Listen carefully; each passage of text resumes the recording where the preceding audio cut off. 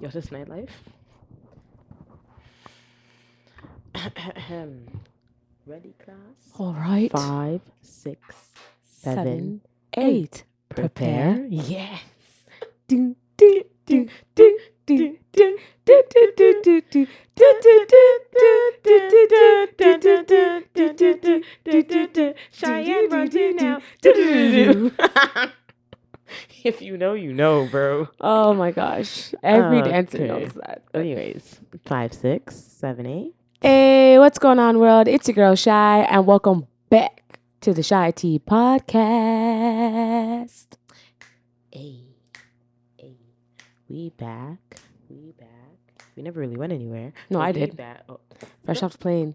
Hey, Why is she just interrupting the song? Hey, saying first class. Bye. Up in the, it wasn't first, but that is okay. Okay, let's get it. Oh, you're not feeling it anymore? No, because you ruined my song. So, Welcome back to the CheyTea podcast. I am your host, Cheyenne Shantae. and it is your girl, Aleonora. You know the vibes. Oh no, we're cutting that out now. Oh, we don't Yeah, I do don't that really anymore? like it. I don't really know. Okay. We're trying something different. Okay, we'll see. try something different. Okay, Yeah. we'll see. Okay. But you do know the vibes though. Black History Month. Pro-Black podcast here. Period. All day, every day. Every month. All right. All years. 5 days a I don't even know anymore. Anyways, guys. So let's bring it back. Reverse. Hey friends. How y'all doing tonight? How y'all doing? Oh, man. Goodness. Clearly, we're still on vacation because I forgot to turn on that camera. Give me one moment, please. That's- All right. What's going on? So we are back here in this cold. Well, I'm back. Miss Aleonora was still here. But it's okay. She was with me in spirit. Amen. You know what I'm saying? It's all good. Man. Happy Black History Month, okay? Happy Black History Month. Come on. Make sure you Tell know a black person you appreciate them. you appreciate them for all that they have done for you because we have done a lot for you, okay? Ugh. All right. All right. And be extra nice to us, even though you should be nice to us all the time, Right? but be extra nice to You us. just extra nice. Yeah. Put like a spice on it. Yeah. You know what I'm saying? But more you than know the salt and vibes. pepper. Since it's Black History Month, what are the people going to do? You're going to support the black girls. All right. So what you're going to do first is you're going to go on a YouTube's, right? And you're going to click CheyTea Podcast in that search box. And then you're going to click on that, right? Press enter. Then you subscribe. And then like the videos. Go through all of them. And You just have like them now? And just like them and comment. Because you know the vibes. And then you're going to click the bell. And be like, you know what? I like these girls. And yes, I did say likes. I likes these girls. So I'm going to click the notification bell so I know when they upload, right? Exactly. So then what you're going to do after that is you're going to go to Apple Podcasts and Spotify. And you're going to follow us there. Give us that 5-star review on Amen. Apple Podcasts, right? Especially because it's And- Black History Month. I'm Duh. saying. And then you're going to go to Instagram. And you're going to click the follow button. Because We're almost why? there. We're almost at 600 followers. Big purr. And you're going to watch the content. And you're going to follow every day. And you're going to like the pictures. And you're going to be like, you know what? I like them. And then, because the girls are what, Cheyenne? TikToking. You're going to follow the girlies on TikTok. Listen, I must say, All right. I am getting good at TikTok. You know what? Honestly, I'm not even gonna big you up, but I'm gonna big you up. She's been really doing a TikTok thing. Like usually, like you thought like I would be good at this. No, but Miss Shantae was giving. And like the little like a rundown of the trips. It was nice. It was nice. You It was liked that? nice. The almost had her on a chokehold, but it was nice. It's fine. it was all she videoed it. Omelet that she eat for breakfast. But you know, the recap video was great. The food was not fooding there. So the But only thing that had me like surviving and survived that whole trip was the omelets. The omelets were banging. Oh my But gosh. I mean, like honestly, sometimes I've come to the conclusion that like I don't know why people complain about like food more times on like all inclusive resorts, especially when you go to like Caribbean countries, because again, you're never really gonna get the true authentic food from that said Caribbean country. And like it's already a privilege of you being there, so you just kind of work with what you got. You know and, like, what? Just I be don't. happy for the vibes. Like I get it. Yeah. It's an important part, but some people are like really, really picky. I don't go there expecting the food to like 10-star review. Like yeah, I don't know because at the end of the day they're gonna serve American food wherever you are because like that's their the typical American. that's like, who they breakfast, attract, pizza. right? Yeah. So that's what they're gonna do. But my thing was just like Breda. All we ate was pasta sauce and parmesan and parmesan cheese and some pizza. Like everything else was so bad. And we went to Dominican before, so like it But wasn't. this was a new resort. Yeah, this was a newer resort, so we're like, oh, it must be like a little bit better. No, sir. Yeah, but I've noticed when you pay a little extra, depending on the island that you go to, like for instance, when you pay a little extra when you go to like Jamaica, I feel like you get like your money's worth, and like the food is like a little bit more top Yeah, tier. Jamaica, I will always like the food in the resorts. They still have like American food, but they still have like some authentic Jamaican like they'll food. give you like the authentic like Jamaican breakfast and stuff. But yeah, some ackee and saltfish. Yeah, and like a fried dumpling. Cheese. I'm saying, but I don't know. You just gotta count your blessings, bro. I don't like when people like complain when they go to countries like that because like. No, I don't expect to like. I mean, I did want to have like some like Dominican food and like culture food, but they didn't even have that. There was some at like some restaurants. What are they called? What are they called? Empanadas. There you go. What she said. I had those. Those were delicious. Deliciosos. Did you have the plantain? Yeah, the plantain wasn't plantain. Oh, and it should because it's Dominican. It's Dominican. That's what I'm saying. And like it was very sweet, but it was dry. Oh, it lost like the moist. You know what I'm saying? It's probably because of the depth on the side of the yeah. Even when it's fresh come out, it's still not taste good. It's all right though. Well, I mean, we count our blessings because why? Give God thanks every day. Amen. Give the money for fly.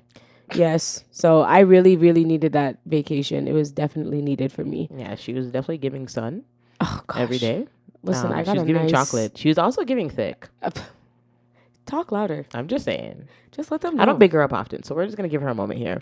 And because it was her birthday, because you know it's Aquarius season. You know the vibes. Because when it's the first of the month, it's not rent due. It's Cheyenne Day. Okay. Are you dumb? Oh, get it right. First of the month. It's not even rent due. Cheyenne Day. Sure. Remember. All right.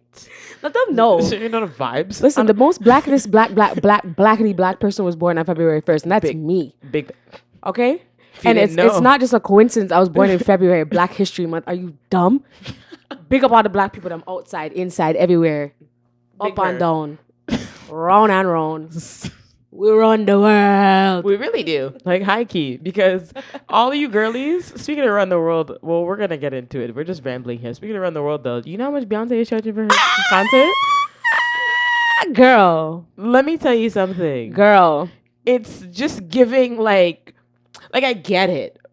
No, I don't even get it. Let me not. Beyonce needs to chill. A man said, unless she's bringing up Vibes Cartel, I'm not paying that kind of money. Listen to me good and listen to me carefully, okay? And listen to me proper. Listen to me proper.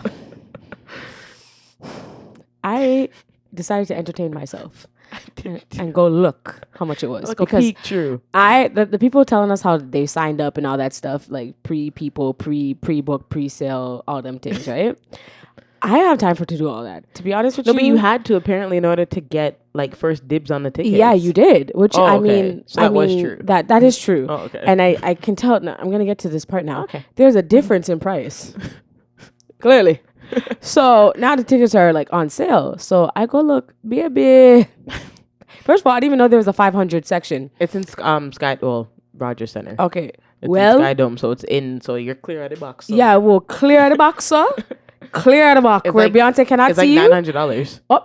Up, sir. Up top. 900. You're mad. Listen, it's like $6. It's $6 for one ticket, right? Mm-hmm. So times that by two. How much is that? $1,200. $1,200 that before taxes. So Beyonce can't see me up here. Do you see this? She can't see me up here. She can't even hear me from up here. And that's how much. Not me, not I. No. Yeah, no. And like, I mean, I always obviously bring him up. Like, is this how we behave when it comes to Chris Brown? Like, is that how we behave? Yes. But I don't think we're that bad though. I haven't recovered from Chris Brown yet. No, I have no. Neither have I. But I'm just saying, like, is this how like we as fans behave? We can't be that crazy. I mean, everybody was like, I mean, this has been a while since Beyonce has come to Toronto. Yeah. I've seen Beyonce in concert. You've seen Beyonce like 3 times. Yeah, she's amazing. No, So she's great. I get it, but No, I don't really. I don't get those prices. Like I get it's Beyonce. Like I get the what's the word I'm looking for? Not the hype. Oh gosh, and now come to me. But like I get like the hypeness behind it. That's not the word I'm looking for, but that's what I'm gonna use. Like I get it.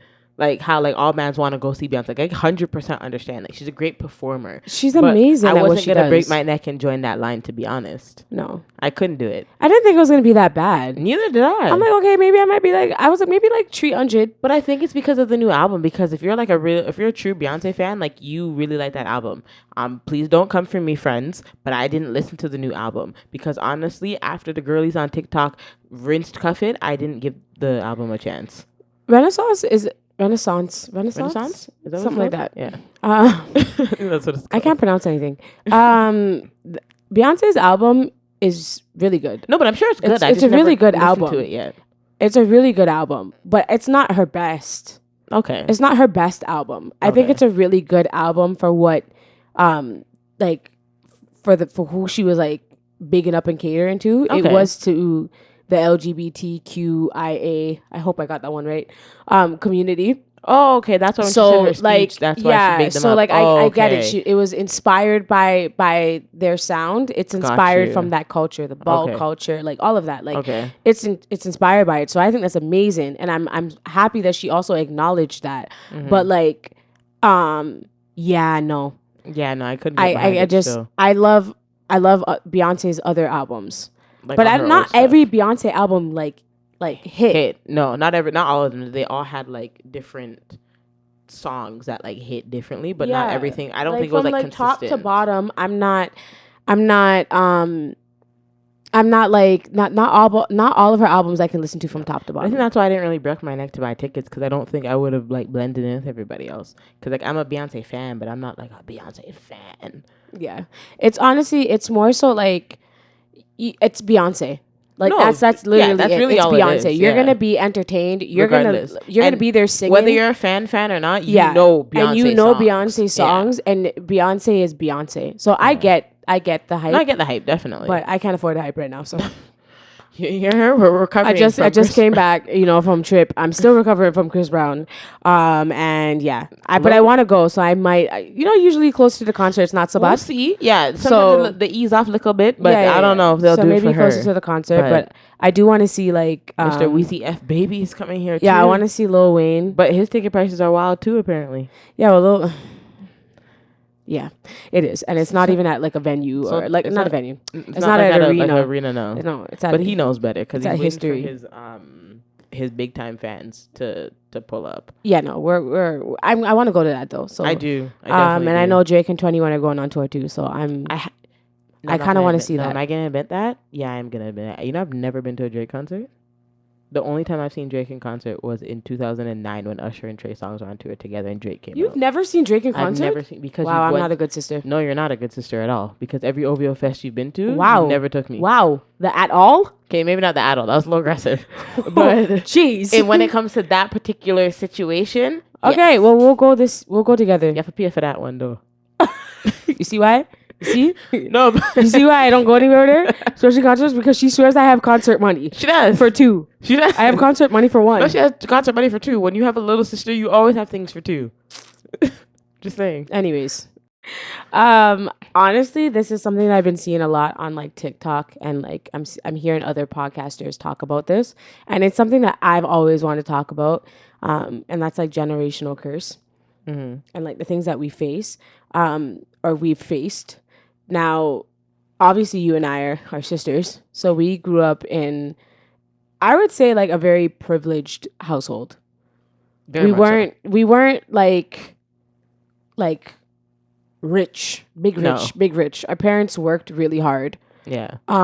For all of the things that we had / have, I should say, but like you know, we were dancing at such a young age. We were very active in dance, and we were very good at it. And traveling And at young we were ages. traveling at a very young age. We were going to South Carolina every other year for dance competitions, which is not cheap At all. right? And I know it's like it was back in the day, like it's not money now it is because that would not be an option right now. But In back this then economy, but back then for what it was expensive. yeah, And it was it was definitely expensive. a luxury thing. Yes, Like you didn't yes, like if you like I mean like we had no choice but to go because like we were in the pieces, but like it wasn't necessarily like whole studio was going. It was like certain numbers that they took down there. So right. like, It was because we were good, so Yeah. like the whole competitive teams had to go, and we were on that, and we Yeah. were really good And we went dancers. every So we single went time. every other year. Okay, so that's a lot of years, bro. I remember there's two of us. Yeah. So we grew up in a privileged home. I'll say that, and I know that our parents worked really hard, but there's just like a lot of things that like I witnessed growing up that like I understand now. There wasn't that many black people when we were dancing. No. They weren't in the classrooms with us. Yeah, and if they were there and then we saw them again, like you said, they weren't in the classrooms with us. They were in different Right. levels than we were.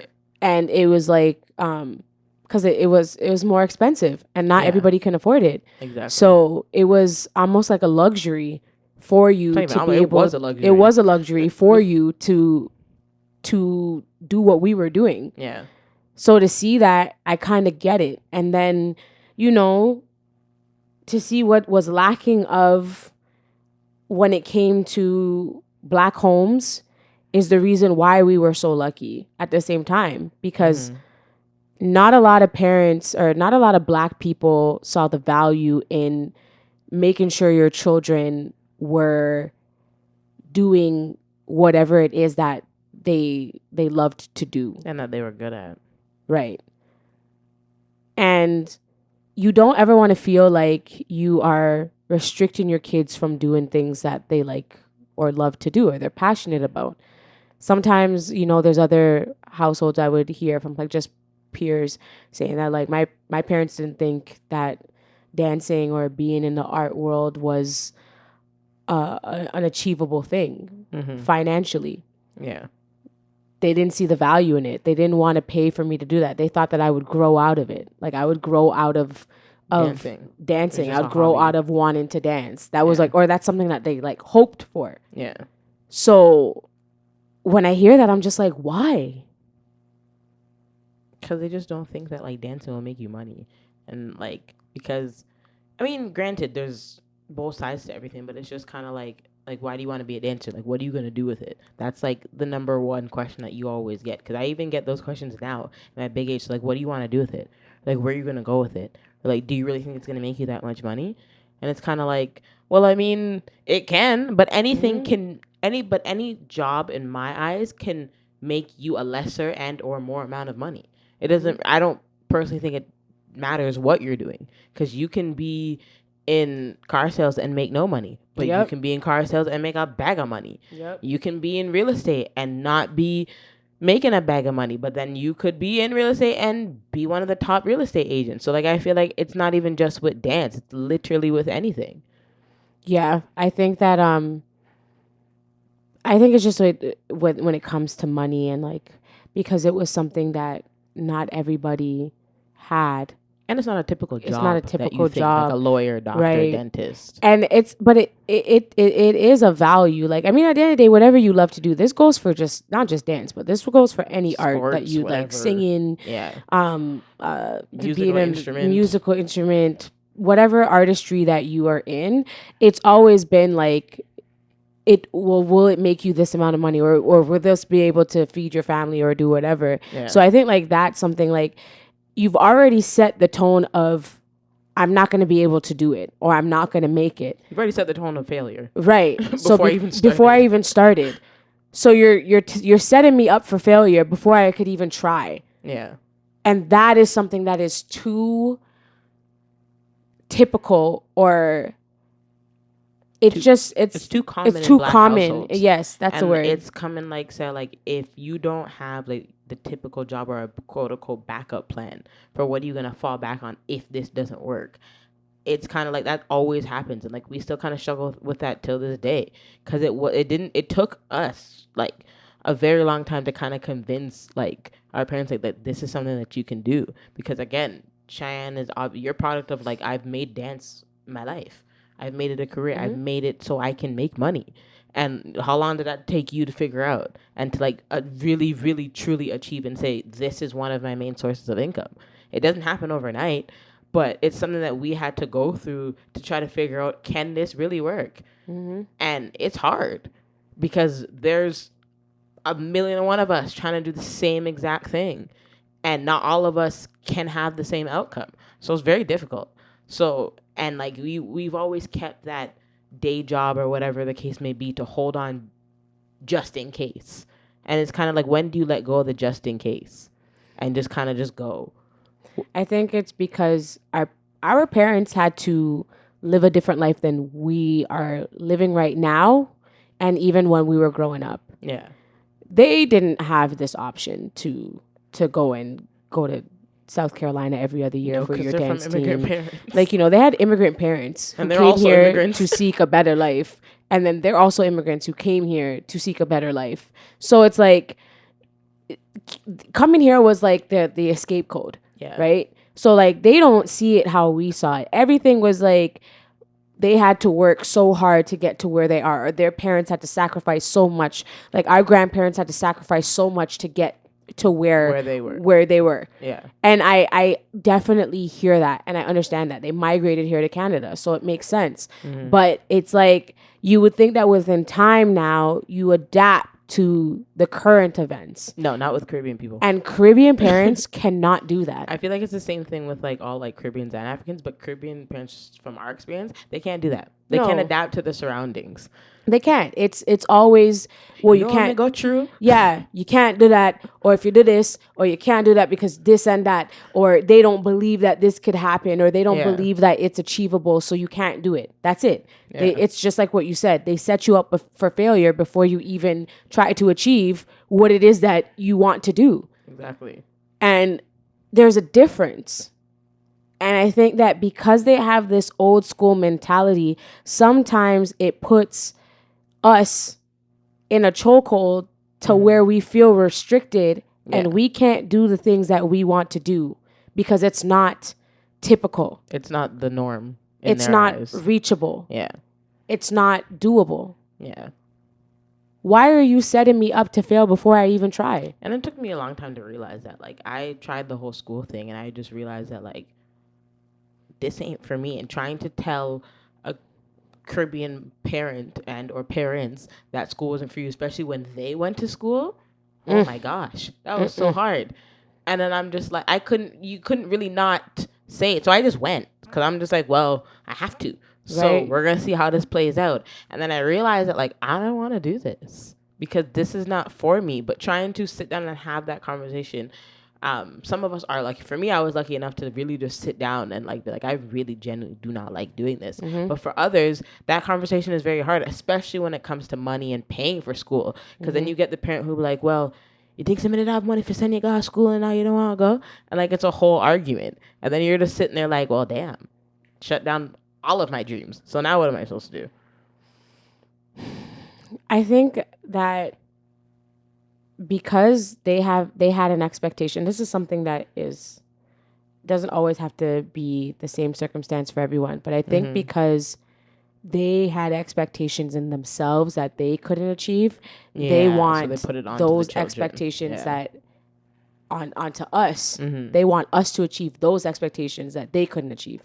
Whatever they wanted to do and they couldn't do it, now it's your turn to go do it. Or if I did it, I want you to do it because I know how life is right now, and I know for you life is going to get harder, so you have to go to school. You have to do this. You have to do that. You have no other option. And it's like you don't want to say no because you also yourself, you don't know what life is like as an adult yet. Growing up, we don't know. We don't know yet. And so hearing that life is hard all the time, that's what you think. Because it's like, is life really that bad? Like, okay, for instance, it's like just piggybacking off of that, thinking about that. How many times have you heard you can't get this because we can't afford it? Not a lot. Like, even at the beginning, like, of this episode, I was just talking about how I can't afford those Beyonce tickets. Yeah. Mind you, that this is now, and that's really, really expensive, right? No, yeah, that's really But, expensive. like, you know how sometimes you want to treat yourself or you want to go do something?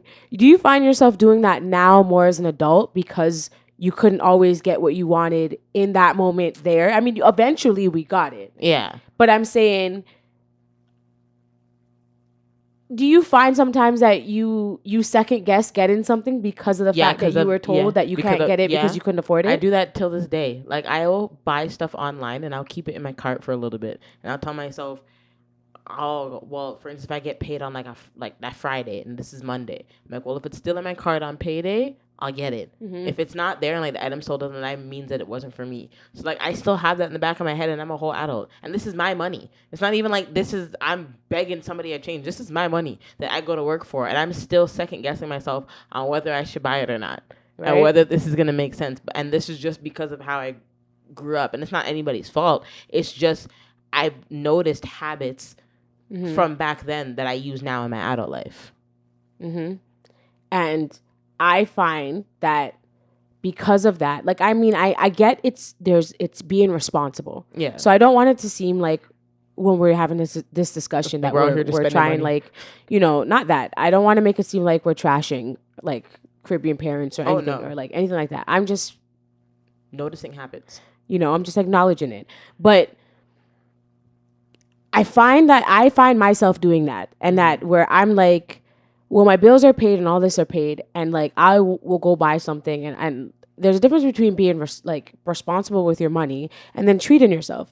Yeah. I think it's okay to spend something that is of value or has more value or that you can keep for a long time because you know that it's gonna last you a long time. Versus me buying the cheaper option and then I'm gonna have to buy a second one or a third one after that. Yeah. I think it's okay for me to want to treat myself. Now, I'm not saying that growing up we didn't get what we wanted. Like, if we didn't get it then, like right in that moment, we knew we were getting it. We were getting it eventually. And we grew up in a privileged household. But I'm saying sometimes I find myself saying, I can't do this because of my bills, or I can't do this because of that. And I sit back and I'm just like, I can't let adulthood or the expectations of life hold me in a chokehold from the things I want to do to live my life. The bills are still going to be here. And, like, I don't think recklessly, but, like, when I do certain things, I always tell myself, well, I'm still got that there. So, like, I mean, and it's going to come back again. So, whether, I pay this one this time, a next one soon reach. So, it's just, like, realistically, like, am I really just going to live my life and go to work just to pay my bills? No, you have to find a balance. You have to find leisure. And to, like, ease up your mind a little bit and just make you feel good instead of just thinking that it's just work, bills, and nothing in between. That's a fact. I find that do you think it's easy for us to break that generational curse? I wouldn't say it's easy because, again, like we just mentioned, there's some habits that we do now in our adult years. So I don't think it's easy to break, but I know that there's certain things and like certain things that I don't want to do in the future with my future kids. Like, there's certain habits and behaviors that I don't want to repeat. And I just want to make sure that, like, I want to live as comfortably as I did when I was younger. I want to have that same comfortability for my future children and know that, like, when you want something, yeah, you can get it, but it's not every day want, or every time you go out to the store, you have to get something. Mm-hmm. I think I want to break the curse of being afraid to tell our parents we did something bad. Yeah. I want to break that. Yeah. I found, and I will be completely honest with everybody knows, I was a very difficult kid growing up. I had my ways, and I was a headache.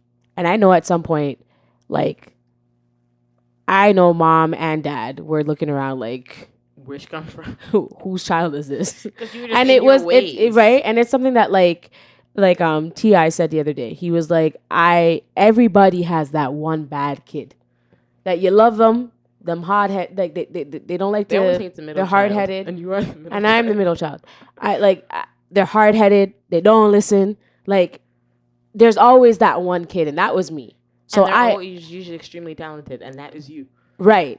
And I know for a fact that I was that kid, right? Mm. But I also knew that like there was a soft spot in my heart where I cared and I loved my parents no matter what I was doing.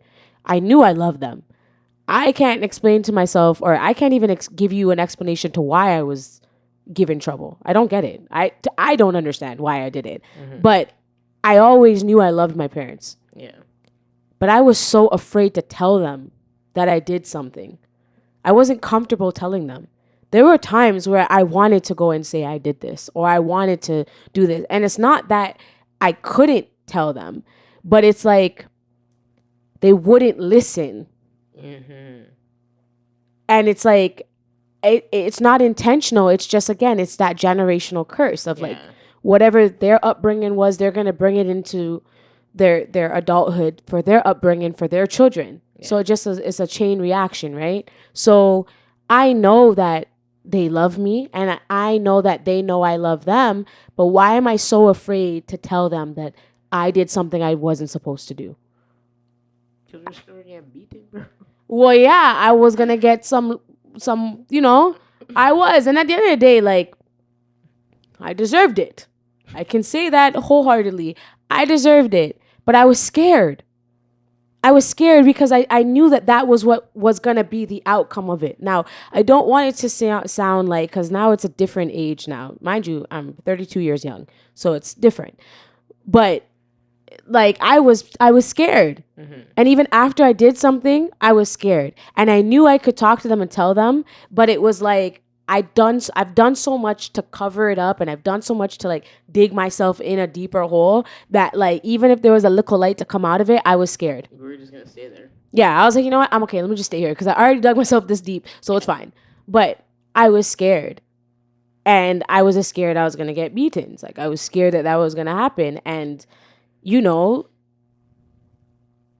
I just don't think that should always be the first option when it comes to your children given trouble. I mean, granted, never had that experience. Right. Never got beaten. Because I was an emotional child. Right. And that was always something that at sometimes was used against me because they knew that if they raised their voice at me, I would cry. Because that's just how I was. And I was just with anybody. If Cheyenne yelled at me, she really did. But, like, if you raise your voice, like, at me, like, I was crying. So right. Like, that was my form of quote-unquote punishment. That as soon as the bass in your voice gets loud, you wanted no parts. I didn't want you wanted no parts. So I think between the both of us, so if I did something, my only fear was I'm gonna get yelled at. Mm-hmm. And like I don't want to get yelled at because I know I'm gonna cry.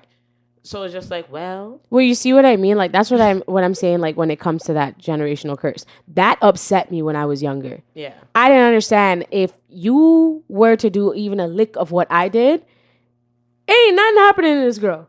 Because we had different personalities. Right. And that's what I'm saying. Like, why? Why do you just have to resort that with me? Because you were a little bit more, like, not saying you were a little less sensitive than I was.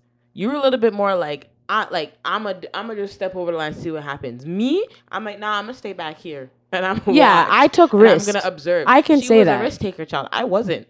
So I just watched and I was like, But you can understand why that can turn into jealousy.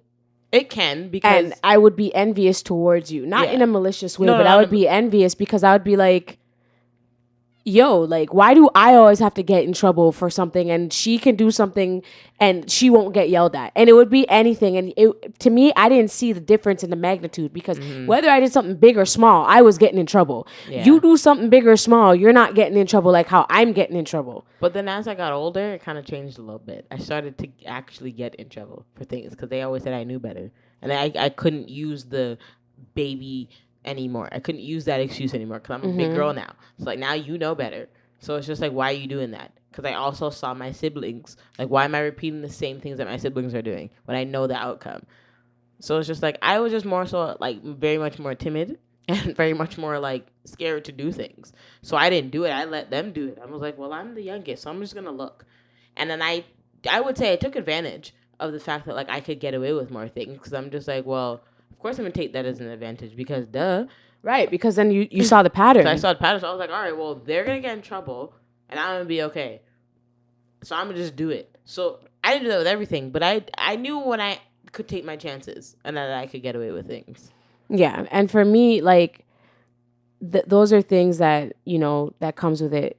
With me starting that was like that our parents not listening. I don't want to say like our parents all the time, but parents not listening when we say that there's an issue. It can be something small, it can be something big, it can be whatever, and it'll be like they don't believe you or that's not how it goes, no matter what, and they have to like confirm it. But I get it because it's weird that I can understand both sides now, because now when I'm faced as a dance teacher, I can use this as an example. When I'm faced with the kids that I teach, sometimes they will over exaggerate things or they won't tell the truth how something happens in class, and I will be like, how you go from me working on a section with people because you weren't listening for 20 minutes, how do you turn 20 minutes into a 45-minute class and go tell your parent that that's what I did?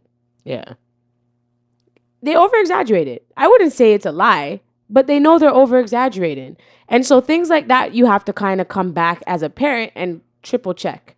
Because like, we've also been those kids. We've been those kids to over exaggerate. Yeah. So our parents kind of know and understand it. And so I get why sometimes as us, but it's different. I find now that parents will talk to their kids and not let them know that they're second guessing them, but they'll still go to the adult and ask what happened and be like, but they don't attack.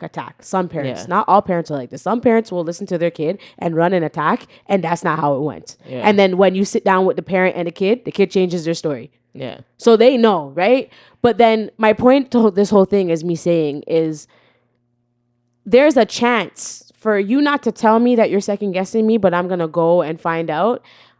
Parents, our generation growing up, I don't believe you. Yeah. Don't get a chance. No, that's not how it went. No. Yeah. I need glasses. I can't see. I don't believe you. Yeah, mom thought I was like, I don't believe you. I'm like, I don't want to wear glasses for just to wear them for fashion. And then you go to school. I go, and then the teacher goes and tells your mom. She tells my mom that Aaliyah really can't see, and she had to take me to the eye doctor. She's like, yeah, she needs glasses. And then mom felt bad. Yeah, and I'm like, it's a funny story now. It's funny. Laugh. But at the time, I'm like, why is this? Why is she not believing me? I'm like, why would I want to wear glasses on purpose?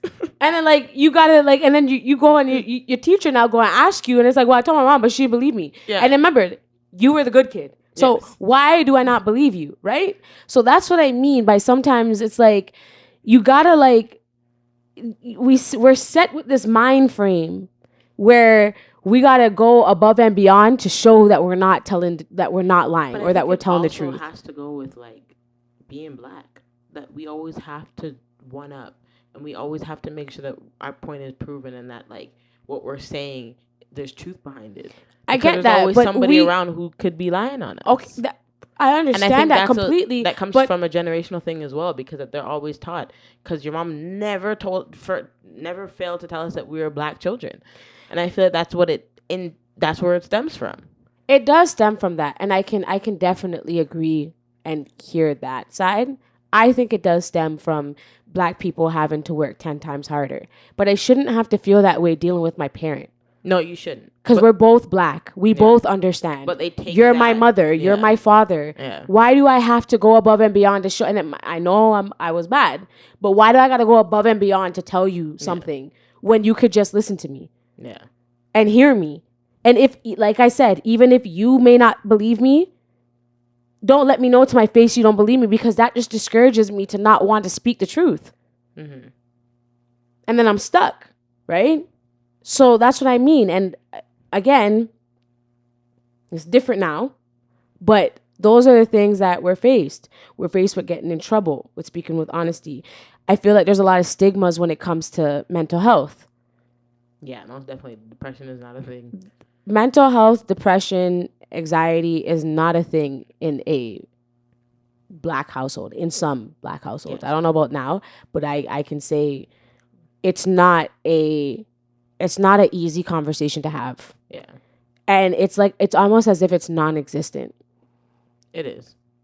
In most cases. And thank God I've never had to experience that personally. Like, if that was ever a conversation, I never had to experience, well, you know about anxiety. What do you mean you're depressed and all that things. Like, I'm thankful that I had, like, a Caribbean parents who were like, okay, like who understood that and like wanted to know like, does your therapy help or whatever the case may be, or how are you feeling? But there's some people that I know that would be like, my mom don't believe in that, or like my parents don't believe in that, or like what is depression and anxiety, like what is that? And I think that like you just making it up. I think that it's not it wasn't acknowledged. It was like it was something, especially if you're in a Christian household, something you can just pray away. Whatever you're feeling, And granted, prayer works, but right. And that's what I'm saying. I'm not saying that you can't pray. I'm not saying that God can't help you. I believe that God will provide you tools to what you need help with. I think when you ask God for guidance, when you ask God for help, God will give you the help. Exactly. So don't look at it as like he's supposed to help you.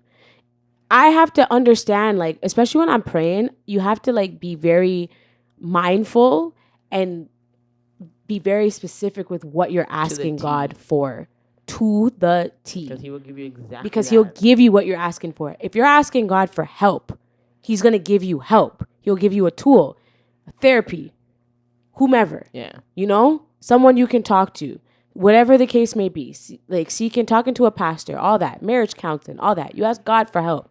If you say, God, I want a sign from you, yourself, whatever it is, I need a sign where you give me the message through 3 people at random, any person. It doesn't matter who they are, but I'm going to get a message from 3 people at random. I'm going to know it's from you. Yeah. Those are like, you have to be, I seen you have to be detailed. That was like, just reminded me of a video I saw on TikTok. She's Christian girl. She was talking about how she met a man, and she told him that she had sickle cell, but there was 2 versions of the sickle cell that she had.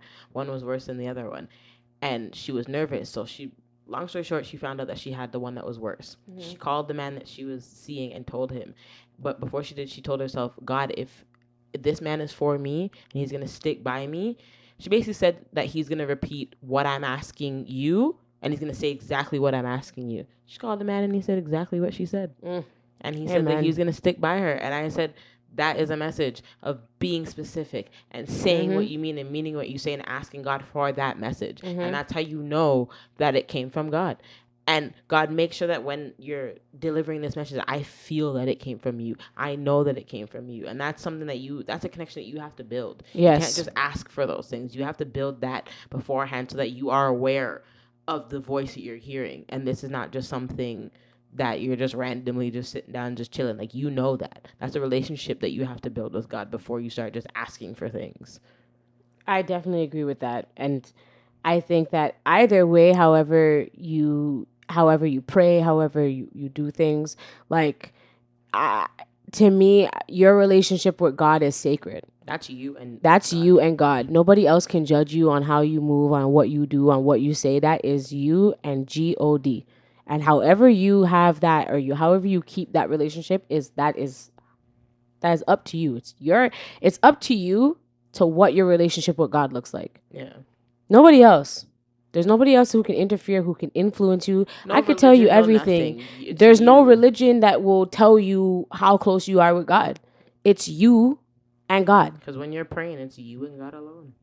That it's just you two. That's it. And that's something that I always try to say to people. Like, I'm not the most religious person. I'm not. But I know one thing, because I know that there's a God, and I know God have my back, because God has proven to me time and time again that he's gonna pull me through. Yeah. And I've been in situations where I was to my knees and I'm like, yo, I was scared. I didn't know what was going to do. Like, I changed my life because I was going down a road that was not the road that God gave me. And it was not the path that God created for me. And I remember there was a time where I was in a position where I was going to lose myself, lose my sanity, and lose everything that not only did, like, how hard I worked for, but how hard my parents worked for. Yeah. And I was going to crash and burn. And I remember I closed my eyes and I prayed hard. And to this day, I don't know how. I don't question it. I don't jinx it. I don't like to talk about it like out loud. I keep it with God. But I'm telling you, there's a reason why I'm sitting here and I am who I am today. And that's because of God. No, but those are the type of experiences that some people have to have. Some people have to, and some people question, like, oh, like, why am I hitting rock bottom? Like, why am I here? Start questioning God. And it's like sometimes you have to be there in order for you to wake up and realize that, like, hello, hi, like, I've been here the whole time. I'm waiting for you to realize I didn't go anywhere. God's been here. He's just waiting for us. And like, again, we're not perfect people who sit down. Like, I'm not. No. But if there's one thing I know, that God will always be there. And even when you forget sometimes, you didn't thank God in the morning, if it's 2 p.m. and you remember, thank God's still there. He didn't leave. When you reach home from work and it's 8 o'clock, kneeling bedtime to start a new day, and you forgot, thank God. A simple thank God. Yeah. And I remember, like, you don't always have to, like you're saying, just saying thank God. Yeah. You don't always have to sit down and turn to God when you want something. Yeah. Right? You should always be thankful and show gratitude. Yeah. And even when you just calling out to him, you know that there is a God. Because he's listening. And he's listening. You know? So, like, I always say to people, no matter what, just always be grateful and never be afraid to thank and to give grace to where you are and where you were and where you are going, to the Almighty. Yeah. You count know? your blessings. And I almost said the Almighty Lord. Almighty God. Count your blessings and stop counting your stresses. And I think that's something that, like, I still have trouble with sometimes. I'm oh gosh, what am I gonna do? And then I remember, are you breathing? You have a car to drive. You have somewhere to lay your head at nighttime. And I'm like, you know what? Let me just trickle it back. And this happens every so often, but you just have to remember that, like, just count your blessings and just thank God all the time, because at the end of the day, everything can be gone quick and fast. Yep. I think going back to, you know, because this kind of stemmed from everything, so just going back on that topic of generational curse. See what happens when you talk about God? You start going I know you're just going around in circles. I don't know how to say this. I feel, and I could be, no, I don't think I'm wrong. I feel as if that the reason why we tolerate or we take tough love to its true meaning is because of our parents saying that I'm doing this because I love you. I'm trying to think if I've ever like if when you're getting in trouble, when you're getting yelled at, when you're getting beaten, it's like they're doing this because they love you. Maybe because that's how they received it, right? And that's what their normal is. And that's what their version of love is. Because you have some parents who aren't affectionate and who will do certain things and be like, this is because I love you. And then that affects you. Sorry, the child is wondering, wait a minute, this is what love is supposed to be. And then that carries them into their adult life. And that's how they treat other people. So a lot of these things that we talk about, this stems from the household and how you were raised.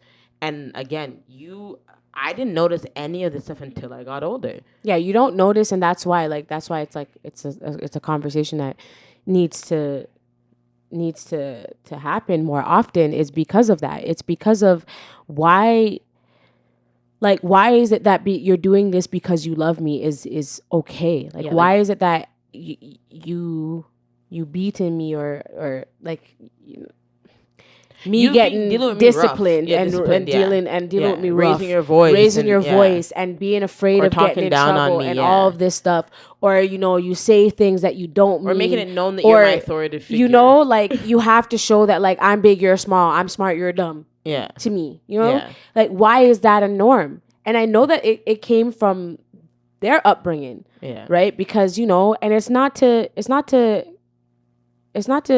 shit on anybody in any way.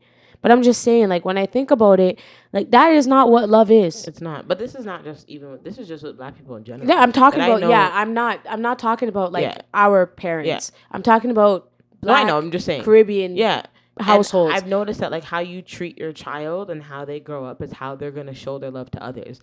I know, and especially when it comes to men, when you don't show men, like, the type of, like, physical love. Oh, like, gosh, it's like, I've never seen it happen up until I got older, and I experienced that, like, some men will behave certain ways because they'll look at you and be like, well, my dad or my mom or my parents never hugged me when I was little, or they never gave me kisses on They my don't cheek know when I how was to be little. affectionate. They don't know how to be Yeah. affectionate. And it's just like, Mm-hmm. it's hard for, I'm just speaking from my experience, it would be hard for me as a woman to be like, how am I supposed to fix this? And, like, what do I do? And, like, how do I become comfortable and okay with this, or should I be okay with this, or do I want to be okay with this? Especially me, just again talking from experience, I'm an affectionate person. I'm very hug me up, love me up, all of that. So if I'm talking to somebody who's not, I'm sitting there like, what am I supposed to do? And, like, I don't want to get mad at you because, again, I know that this is just what you know, but how do you go about changing that? Because men sometimes don't like to speak on emotions, and they don't really, well, I can just show you.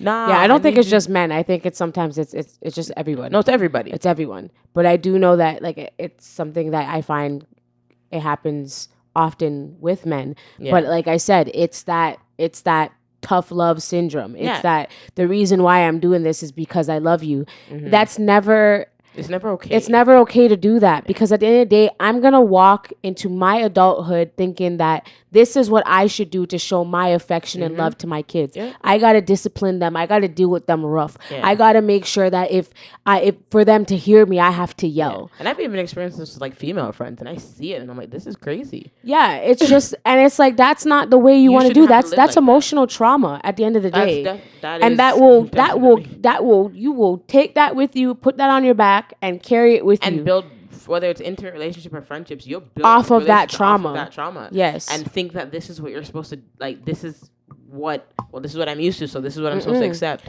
And that's not what it is. Because you shouldn't have people, like, shitting on you or treating you away or treating you bad, or, like, thinking that them being aggressive towards you, well, that's how they show their love. That's not. No, I think it's just, at the end of the day, it's just, you have to be mindful. Yeah. You have to adapt to change. You have to adjust You have to be open to change. to what today is and what to now is. You have to adjust, because you can't just be stuck in your old ways or stuck in your own ways and not want to learn and grow. You have to learn and grow as a parent. You don't know everything. Yeah. You have to And we don't act like we know everything either sometimes, too.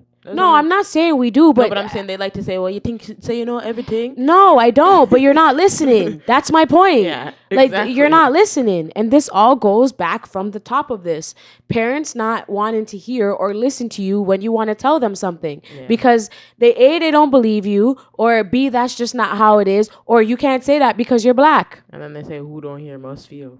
And it's just like, and in some cases, I get it. Like, yeah, who don't hear, sometimes you do have to feel, especially when, you know, you're being hard-headed. Yeah. But I don't want to carry that trauma with me and say that, like, well, you know, in a black household, there's people who are cheating and having multiple picking on the side and this and that, and That's you know, just what it is. that's just what it is. Or I'm doing this to you because you did something to me in 1800s, and today I'm going to carry it into my 2000s, and I'm going to continue And I'm going to continue to remind you what you did to me and not what you're doing. Yeah. And it's like, it's the same thing. Like, you will get in trouble and you'll be good. And then it's like, well, you did this, that. Like, it's a form of resentment. And it's like, it's such a norm. And it's when, as an adult woman, I have values and morals that I stand on. And when I don't see it around me, I am not to question that, because I am still child, and you are adult. You are father. You are mother. That's not right. Yeah. Like, it doesn't matter. And it doesn't, I don't want to say father and mother, because it's not my father and my mother, but I'm saying, like, any of authority who is in a different generation from me, who's older than me, will sit down and still look at me. Will still look at you and Thank say, you. well, Parental figure. Yeah. You are still a child, even though I am old enough to have pick me. But I can't stand on morals and values because I don't know nothing, or I can't say nothing because you're still a pick me. You're still a child. Yeah. So you don't know nothing. I can't talk or disagree with you because you're an adult. So then what am I? Not one.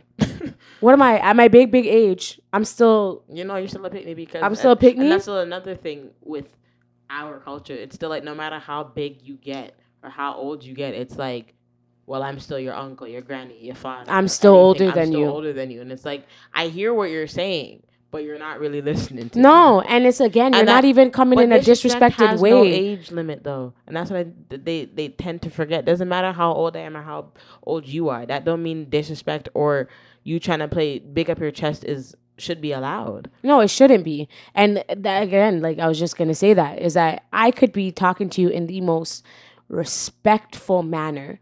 I am reasoning with you. I am being delicate. I'm like covering all my bases, crossing all my T's and dotting all my I's, and you will still take it and you'll go in defense mode and make it seem like I'm trying to insult you, or I'm find trying something to defend. Yeah, I'm trying to question you, and I'm just like, yeah. Wait. Like I'm literally just telling you how I feel. Like back it up. I'm just telling you that I don't blame you for something, but this is how I feel, and I just want. How can we change this? And it's looking at you like I can't tell you to change because you're a big man, you're a big this, you're a big that, and it's just like. What you're circling around the entire point. It's like no, like I'm just trying to explain to you my feelings. Right. You're going over here. I just want you to acknowledge it, and that's something I find. That's all it is. They cannot acknowledge. It's just acknowledgement. That's all I need from you. Just acknowledge how I feel. Feelings. That's it. Like I don't even want to talk about the situation. Just acknowledge my emotions, and that's something that they fail to realize sometimes. Is the emotional aspect. Like you're telling me what I did and what I'm not doing and this, that, and the third, but you're not acknowledging how I'm feeling. No. Or how you make me feel. Or how that situation made me feel. You're just discrediting it and saying, well, you did it.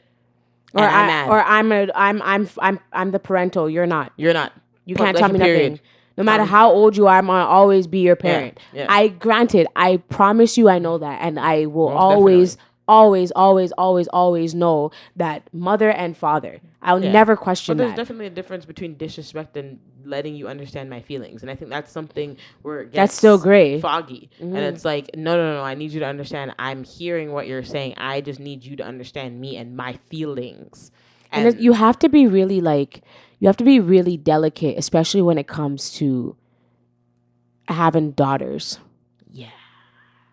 You have to think about what you do because your daughter is going to want someone who is, like if your daughter is looking for a husband, mm-hmm.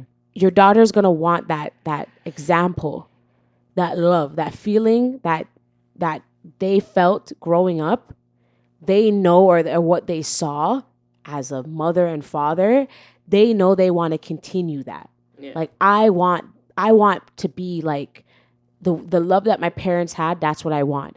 Not a lot of people can say that. Not a lot of people can say that at all. And sometimes it's like you say that like, listen, I don't want your relationship, and they take offense to it. And I'm like, why are you getting mad? Do you see what's going on? Like, do you see what's happening? You have to look back and see, like, if you got you have kids who are now adults, you have to ask yourself, did I set an example to trust that whatever they are doing in their day-to-day lives as adults, they're leading and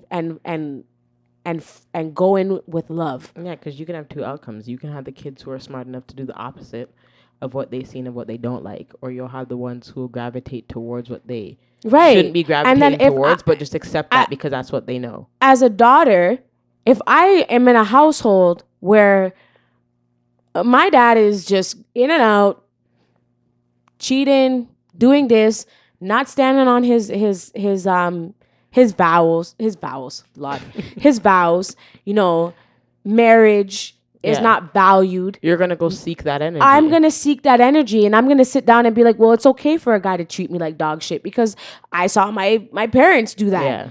It's okay if a man hits me once or twice because I saw my parents do that. Yeah. And this is not me speaking. I'm saying, generally speaking. You're going to follow into those bad habits. You're going to follow into those habits, and you're going to think it's acceptable. Yeah. You have to be so mindful. To treat you that way, and it's not. And it's just like, you have to be careful. And at the end of the day, again, as you get older, the decisions that you make, those are all up to you when you reach an age of understanding. But everything comes into play on what you see. And it's up to you to realize at your big age or whatever age it may be is, do I want this for myself? That's something that you have to ask yourself with everything. Do I want this for myself? And what's going to happen if I accept this? And am it's I gonna like hard. this? It's hard to say. It's a hard pill to swallow. It's a hard pill to swallow, and it's hard to to navigate through all of this because we're learning and growing so much, and there's every day is another opportunity, a new day, a new opportunity to learn new things. Yeah. That's how I look at it as. And to absorb all of that and to be able to sit down and like take it in is something that we need to do more often, but it's so hard to do so when you don't have a surrounding of that, of what you want. Mm-hmm. You want this happy lifestyle. You want a marriage that means something. You want the ring to mean something. Yeah. I know it's a symbol, but like it's But it's a materialistic thing. But I don't often see black men and women wearing their wedding rings. Like how I see white people wear their wedding bands and all that stuff. I'm not saying that all the time. I'm saying like literally sometimes I don't see it. And I'll be like, but they're married or whatever, but they don't wear their ring or they don't know.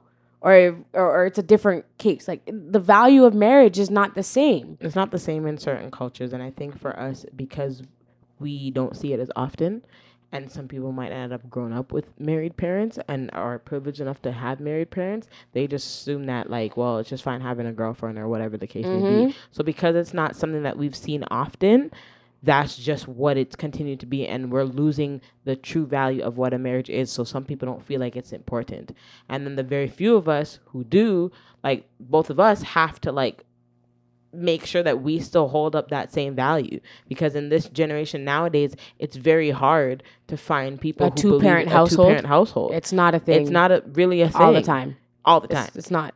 And it's hard, and especially it's like, and we find too many excuses to make it seem like it's normal. Yeah, like marriage means nothing, or marriage is like we just didn't get along, so like we just broke up. But she has 2 of my kids. Now, mind you, like I can understand that some things don't work out. I get it. If you try and you put in the effort, and you seek like, counseling or whatever, really and it's really not working, and it's best if you do separate. I think the importance of sitting down and talking to your kids needs to be like your number one priority. Yeah. Like if you have children with this person and they're young children, but they're children and young enough to understand what's going on around them, they need to see that mommy and daddy are still on the same team, no matter sometimes what. You guys have your disagreements behind closed doors, but they cannot see that. They can't really see that, because then it's like they don't understand it. They don't understand how come, Becky's mom can live with her mom and go to her dad's house on the weekend and nothing's wrong. Yeah. And then how come I can't go because you're upset at daddy, or daddy's upset at you, so I don't get to see like daddy, or I don't get to see mommy. I see him every like 3 weeks or once a month, or when he feels like coming to see me. Yeah. Like we're not understanding that there's a trauma that you're going to leave on these kids. Exactly. There's going to be a trauma that you're going to leave on these kids that they're going to carry on. Yeah. And especially if their children are 10 and under. Yeah. And they go to school and they see the difference, and then they look at their shade and they see all of that, and they're not seeing a lot of black people staying together. As they get older in their adult years, they're gonna remember and be like, "Well, that's just what it was," and I'm now noticing that like, that's not it. That's trauma. Yeah, it's definitely trauma. Like it's trauma. I don't want to face that. Like I don't want to face it. I want it to be a norm for me to grow old with my partner. I want us to get married. I want the love and value I want marriage to be valued in my love life. Yeah. And I've seen it a lot even when I was younger, and I didn't really understand it. And I'm seeing different parent dynamics, and I was seeing it with like pretty much like all races, and I was just like, is this really it? Mm-hmm. Like, is this what it is? I'm like, well, damn. Like, there's a lot of these kids who can relate to one parent households, and I was like, this shouldn't be so normal. Mm-hmm. And like talking about like different traumas, and I'm like, damn, like this is real life. And then as I got older, I kind of understood and it made more sense to me. But seeing when I was younger, I was like, is this how it's like, is this okay? Like, is one parent household? Oh, okay, no problem.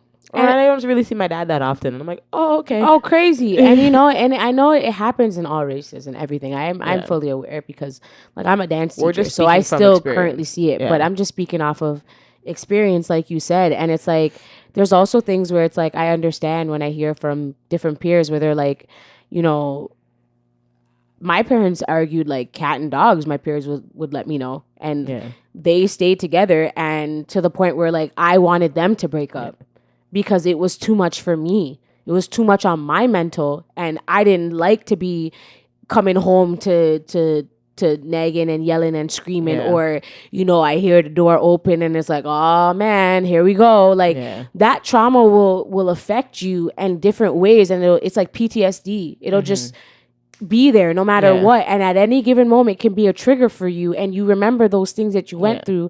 And that is the things that sometimes people are not mindful when it comes to dealing with your kids. No matter how big, how small, you still have to know and say to yourself, am I doing something that my children are going to appreciate, value, or am I doing something that is going to hurt them or harm them in any way? Am I going to leave a traumatic experience for them, or am I going to make sure that they know that this is what they shouldn't do from what they should from what they shouldn't do from what they should do? Yeah. But even growing up as privileged as we did, I thought that was normal. I was guilty of being that kid who thought that, oh, this is not normal. Or like everybody doesn't go to dance, or like when dad used to bring us lunch every Friday, oh, like your mom don't bring you, like, you know what I mean? Like I grew up, I was a victim of that, of being that kid who was like, oh, I didn't know that wasn't normal. I'm so used to this lifestyle. I'm so used to this lifestyle. I'm so used to something. Oh, okay. And or, again, I don't know when like, oh, your parents don't argue? Like when your parents are yelling, oh, they're just arguing. Yeah. Oh, well, why are they arguing? Like, why are they so loud? Oh, it's whatever. Oh, like, like it's just like nothing to you. I'm just like, what? And then again, and it's just sad that like you're seeing these things at such a young age, and you're seeing that these kids are just thinking that that's okay and normal, and it's like, that's not, now I know better. It's not normal. Okay. No. And it's crazy, and you shouldn't be having those kind of conversations at such a young age with your friends. It's hard, and it's crazy that we do that, and it's crazy that like those traumatic experiences of like not feeling loved, or being afraid to say something, or hearing the cussing, or hearing like go to church, pray that away because that doesn't make sense. That's not right.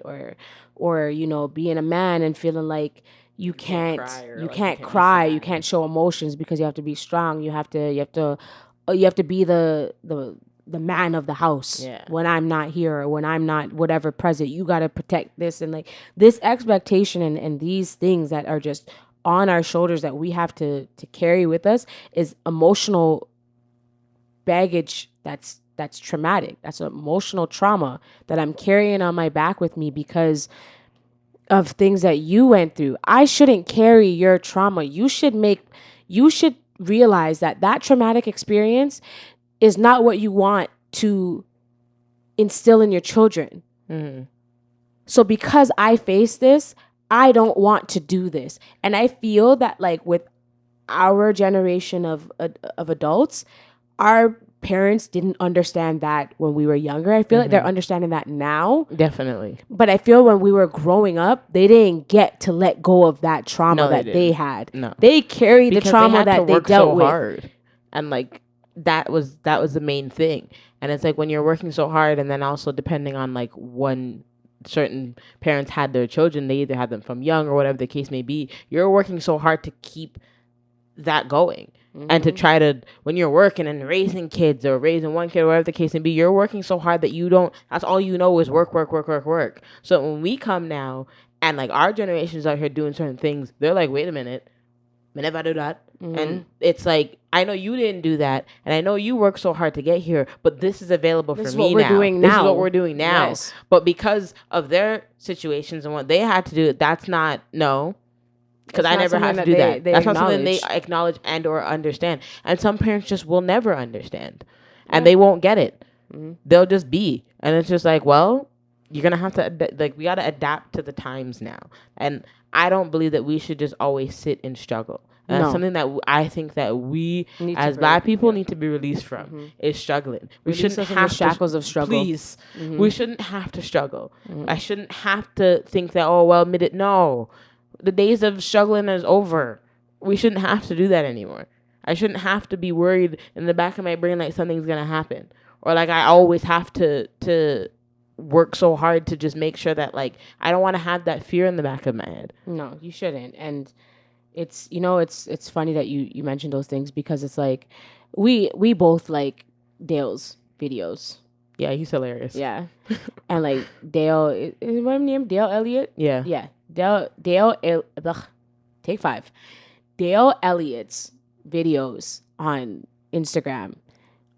It is very traumatic. And it's funny. But like, and I know like we're laughing, but like that is literally what we went through. No, yeah. Like he's not like us, but like us. Like I see like Caribbeans, like it's Caribbean a norm. in general, like it's a norm. Every video that he puts out, I always relate. We've experienced something of the sort. Of the magnitude we experienced. When you don't take out the chicken out the freezer and you hear the garage door open or the keys shuffling at the door, you run down the stairs and you're scared and you try to put that stuff in water and act like it's been there all day, but you know damn well you just put it in the sink. Okay, you just take off the wrapping paper and it's frozen. Rock. Like I'm laughing now because I can, but those kind of traumas, and then when you put the juice back in the fridge half empty, and oh my god, like every video that he posts, I promise you, is definitely some Caribbean child somewhere is either crying or laughing. Right. Or like that like your parents will ask you questions to what is it? Ask you questions that they know the answers to. Yeah, there you go. They'll ask you questions that they know the answers to. No matter what it is, they're just waiting for you to answer wrong so you can get a beating. Or a cussing or whatever. Or whatever it is. They're just waiting for you to answer wrong. They're just waiting to prove their point. And then when you don't answer, they said, don't talk back. And then you don't talk back. And when they ask you a question, and then you don't answer, somebody else talk to you. And I'm just like, I'm laughing, but I'm telling you, in those moments when I'm getting in trouble, I'm so confused on whether or not I should answer, respond, or just keep my mouth shut.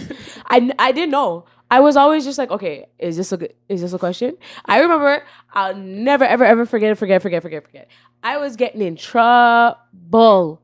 I can't remember what I did, but I know I was getting in trouble. I was in trouble, okay? I remember my dad was asking me a question, and I remember at some points I was talking back, and I wasn't sure, I started crying, and he always used to say I was crocodile tears. And then I remember, like, he asked me a question, and I meant to answer, but I looked at the TV because Chris Brown was doing the MJ tribute at the BET Awards. Yeah. And I'm telling you right now, to this day, Chris Brown saved me from getting a beating. Yeah, I was there. And we can laugh about it now because, trauma's over. But I promise you, saved me. Shout out to Breezy. Because when I tell you, he asked me a question and I looked at the TV screen and I'm never going to forget it. I was in my parents' room, okay? So and then all I hear is, ooh. He saved her life. Literally. Ooh. And then I looked at TV and I looked at my dad and we saw the silhouette, and then my dad stopped cussing and crossed his arms and started watching TV. I'll never forget that day. I said, there's a God. Because at that night I was confused. If that wasn't a sign from the Lord, nobody can tell me differently. God himself knew what he was doing that day. He said, all right, enough. Look on the TV screen. But to be honest with you, like now we can laugh about these things, but it's just like, all in all, we just need to do better. And this is why I just hope that, like, me in my future, I just don't repeat those same habits. And I know that eventually, like, some days we're going to have our moments, but I'm not trying to do all of that. No. And it's also, like, this is the last thing, though.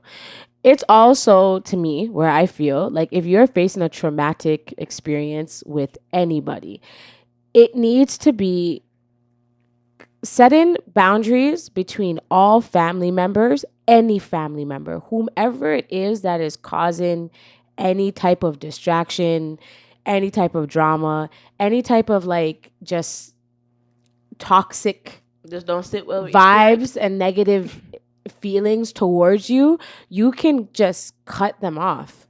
It doesn't need to be an argument. It doesn't need to be a fight. It doesn't need to be anything. There doesn't I find that they need, like, Caribbeans need to understand that just because, like, you are an elderly figure does not mean that I have to deal with you. Yeah. Auntie, uncle, nephew, cousin, whatever you are. If you are going to disrespect anyone in any way, I shouldn't feel like I can't cut you off because you're family. Facts. I'm cutting you off. If you don't, yeah. If you don't serve purpose for me or my life or what I'm doing in this moment, I'm cutting you off. Yeah. I won't disrespect you because at the end of the day, you don't fight fire with fire in my eyes. We all have our moments and we're guilty of, reacting. Mm-hmm. But I don't need to fight fire with fire. I'm going to just leave you alone. Facts. I won't disrespect you. I won't say anything about you. I won't do nothing. I'll literally just keep silent. When you enter a room, silent. And if you're lucky enough to enter the same room as me, silent. I don't need to keep you or I don't need you to be a part of my life if all you're going to do is put me down, put me in a negative spirit, or just make me feel like I need to second guess myself or what I do. Yeah. Honestly, that kind of comes with age, though. Talking to the mic. I feel like that comes with age, and that just comes with like maturity. Because I used to think that wasn't okay. Now, it is okay, and sis. Sometimes, and then I prefer. It's not always the best choice, but I prefer sometimes just not to acknowledge the situation. Leave it alone. I'm learning how to deal with that, and me not acknowledging it right now is me dealing with it because I don't know how to process it right now, and I don't want it to come off as I'm being disrespectful. I don't want to talk to you. I just don't have the words to say to you right now. Because they're not, that should be okay. Right. And then because of that, it's because you have to be mindful of what you say because of how the reaction that you know you're going to get. Exactly. Especially with dealing with that generation who are already hard of hearing when it comes to constructive criticism. And I'm trying to find the words to say so that it doesn't come off as disrespect. But it's not disrespect if it's your feelings. Yeah. If it's the feelings I feel for what you do towards me. But I feel like because of the situations, it's going to come off as disrespect, or I'm going to be told as disrespect. That's why I choose sometimes silence is my best option. Yeah, I'm working on that part because we're working on it. I would rather just I know if I say something to you, it's gonna come off in a different way. Yeah, I know that. So I take a step back. Because like I said, don't fight fire with fire. Yeah. But what upsets me is that you walk around thinking and saying that you are an elder, respect me, I'm older than you, I'm your auntie, I'm your uncle, I'm a this, I'm a that, whatever the case may be. You walk around and you're supposed to be that figure. You're supposed to be that role model. So how come when you have an issue with your niece, your nephew, your sister, your brother, whomever it is, why do you feel like you can be cold, but if they get cold to you, you're wrong? Yeah, but you can't expect respect if respect is not given. So. But that's the thing. They're entitled. It's entitlement. Yeah, you walk around with entitlement because you are of authority. You are an auntie. You're an uncle. You're a dad. You're a mom.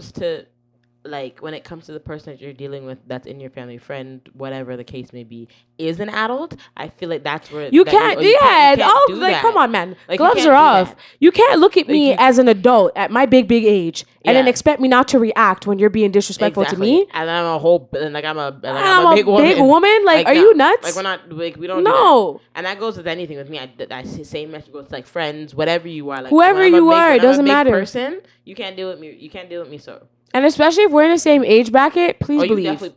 Please believe. You can't deal with me like that. You can't deal with me like that. I won't let you. You won't even get the option to. No. And that's the thing. And it's family or not, I don't care.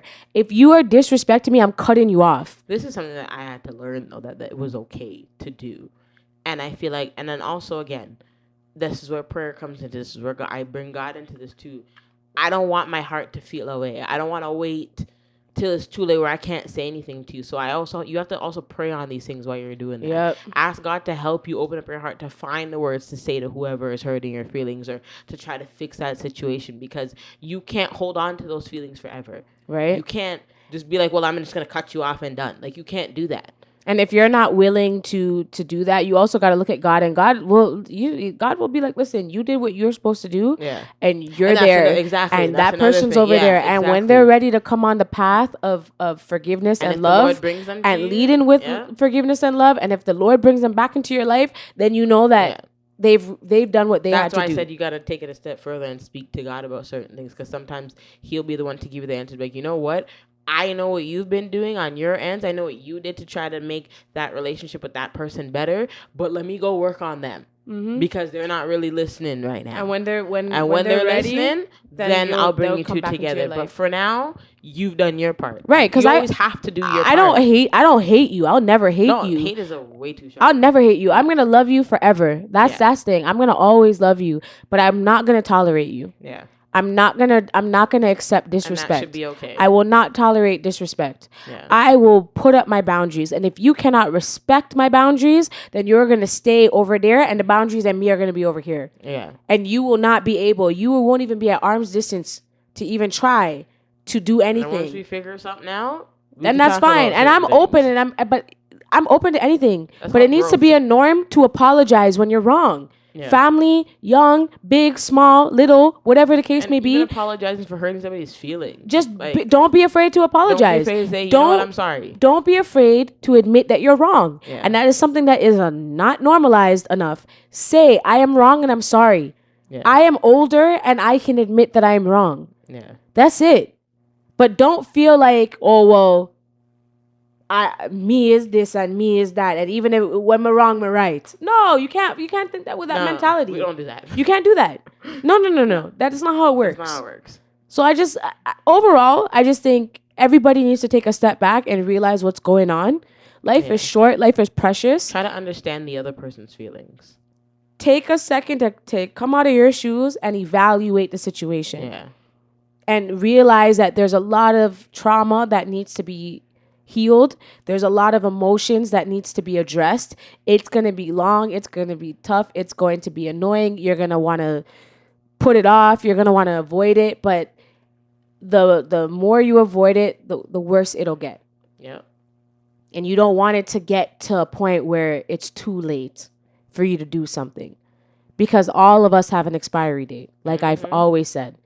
And when the day comes, you don't want to say, I didn't get a chance to do this or I didn't get a chance to do that. You have one life to live. Make sure you live it to the fullest. Make sure you always lead with love, and make sure you don't tolerate certain things that you know is not good for you or your family or whatever you're trying to do with your life. Mm-hmm. It's okay. It's really okay. So if you are a man and you feel like you have to be Macho Man Randy Savage, and let it out. You just let it out. Macho Man Randy Savage. Ball out. Cry if you need to cry. Yeah. Say you need help. Yeah. Tell your loved ones if you're still, if you still have your parents here and you're able to tell somebody how you feel, tell them how you feel. And if you're a woman and you think that you have to be strong and hold up all these positions, drop them. Break down those barriers. Break down those walls. Yeah. And bawl, cry, scream, yell, whatever case you need to do. Just do it. You don't always have to be the strong one. That's it. Like, I could keep going on and on and on and on and on and on about this topic because it's just so much. But there will be a part 2 to this because I feel like I do want to bring other people's perspectives into it, especially in regards to like mental health and the stigmas that Black men face and all that. And I really think having those people in the room will shed more of an educational light to the conversation. Yeah. I think it's just more like feelings and experience. So you know the vibes, friends. Thank you so much for watching and or listening and or both if you listen and watch. Listen, there's something where you do. Sorry, one moment, audience. You talk soft, but when you get emotional and you get like you have to keep doing that because then you're so nice. Yeah, but I was just end. This is my ending. You have to end the podcast with a stronger voice. Try it. See, look. The attitude's gonna come and it's gonna come. Ready? 5, 4, 3, 2, 1. Not. Yes, it is. She's just doing that because I did that. No.